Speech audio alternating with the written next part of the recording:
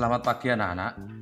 Sebelum kita melanjutkan pelajaran, terlebih dahulu silakan berdoa menurut agama kalian masing-masing.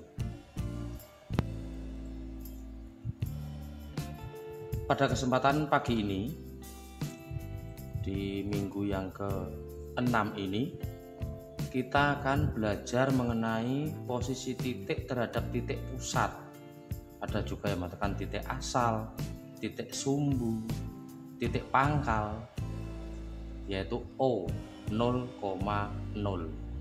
Jadi titik pusat atau yang juga asal, sumbu, pangkal itu adalah titik O, yaitu 0,0 koordinatnya.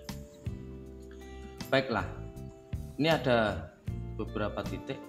Saya kasih nama titik A, titik B, titik C, titik D. Ini sebagai contoh seperti ini.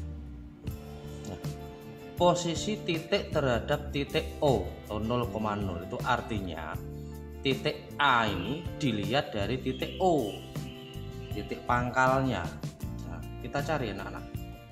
Kita hitung titik A, posisi titik A dari O ya. 0, 1, 2, 3. Berarti 3 ke kanan, 3 satuan ke kanan. Kemudian setelah 3 satuan ke kanan, kita hitung lagi 1, 2, 3, 4, 5 satuan ke atas. Jadi titik A 3 satuan ke kanan, 5 satuan ke atas. Ya, kita lanjutkan ke titik B. Mulai dari O ya. 1, 2, 3, 4, 5, 6 satuan ke kiri, 6 satuan ke kiri. Kemudian ke atasnya 1, 2, 3, 4. Berarti 4 satuan ke atas. Titik C sama. Mulainya dari O 1, 2. Berarti 2 ke kiri, 2 satuan ke kiri. Kemudian ini tadi 1, 2, 3 satuan ke bawah. Nah, masih ada satu lagi titik D ya, kita hitung dari O 1, 2, 3, 4. Berarti 4 satuan ke kanan. Lalu ke bawahnya 1, 2 satuan ke bawah. Nah, ini contoh seperti itu. Jadi posisi A, B, C, dan D dilihat dari titik O atau titik pangkal 0,0. Nah, area titik A, X atas dan Y ke kanan itu dinamakan, ini adalah area kuadran 1. Kuadran 1. Jadi X-nya positif, X-nya itu nilainya positif, koordinat Y juga positif. Kemudian titik B yang ada di sebelah kiri sumbu Y, berarti ini ada kuadran 2. Kuadran 2. X-nya bernilai negatif, Y-nya bernilai positif. Demikian jika untuk C, berarti ini ada di kuadran 3. Nilai X itu negatif, koordinat Y juga negatif. Titik D berarti kuadran 4.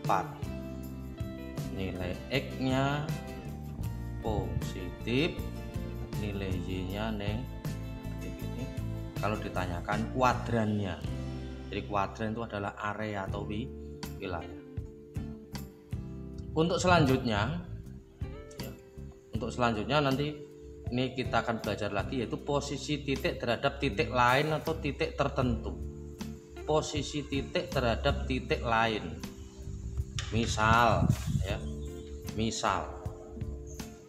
posisi titik A terhadap titik B ini artinya titik A dilihat dari titik B, titik A dilihat dari titik B, berarti ngitungnya dari B. Jadi posisi titik A terhadap titik B itu sama halnya dengan dari B mau ke titik A. Paham ya anak-anak ya? Kita lanjutkan ya, kita coba hitung posisi titik A terhadap titik B, berarti ngitungnya dari titik B. Hati-hati, kanan kiri dulu baru atas bawah seperti tadi pada waktu posisi titik terhadap titik O. Jadi hitungnya B kanan dulu atau kiri dulu. Dari B ini 1 2 3 4 5 6 7 8 9. Nah, kita ulang. 1 2 3 4 5 6 7 8 9. Oh, berarti 9 ke kanan. 9 satuan ke kanan. Jadi sini tadi ya.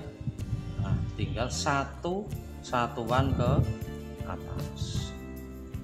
Terus contoh lagi, posisi titik B terhadap titik C, berarti dari C mau ke B, atau titik B dilihat dari C gitu. Berarti ngitungnya dari titik C. Nah, ini titik C, kita mau ke B yang di sini, berarti kanan kiri dulu ya.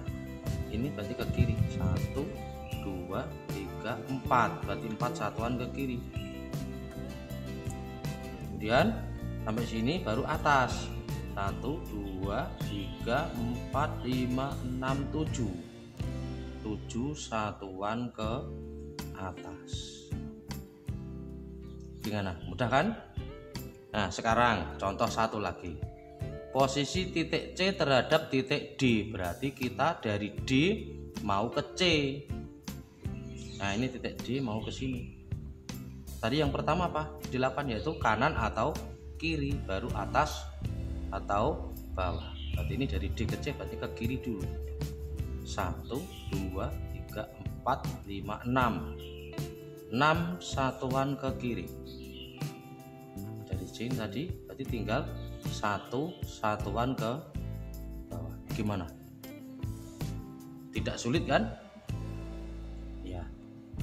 Jadi untuk menentukan posisi titik terhadap titik lain, terhadap titik tertentu, itu berangkat dari arah kanan atau ke kiri terlebih dahulu, baru atas atau bawah. Ini kanan kiri ya, atas bawah. Sama ini posisi titik terhadap titik O juga sama, kanan kiri ya, baru atas bawah.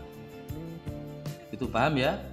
Untuk selanjutnya kalian punya tugas nanti, yaitu kalian lihat halaman 52 ya, halaman 52, gambarnya, fokus pada gambar. Di situ ada gambar titik A, B, C, D sampai I. Kalian tuliskan posisi masing-masing titik tersebut sesuai yang Bapak jelaskan tadi. Misalkan A, di sini ada koordinat 4,3, berarti 4 satuan ke kanan, 3 satuan ke atas. Itu ya. Ini gambar 2.6. Tugas yang pertama. Tugas yang kedua, kalian bisa buka di halaman 55, tabel 2.4. Nah, tabel 2.4 di sini sudah ada ya, ada perumahan, pemakaman, pasar, hutan, sudah ada koordinatnya, sudah ada perintahnya, posisi terhadap. Ya. Membacanya gimana? Ya, jadi pasar misalnya ini, pasar terhadap tenda, perumahan terhadap tenda, begitu ya. Nah, gambarnya bisa kalian lihat di halaman 53. Nah, ini ada perumahan, ada pasar, tenda, ada pos ya, pemakaman, ada kolam, ada tanah lapang. Jadi gambarnya di halaman 53. tugasnya tabelnya tabel 2.4 di halaman 55. Demikian anak-anak pembelajaran kali ini.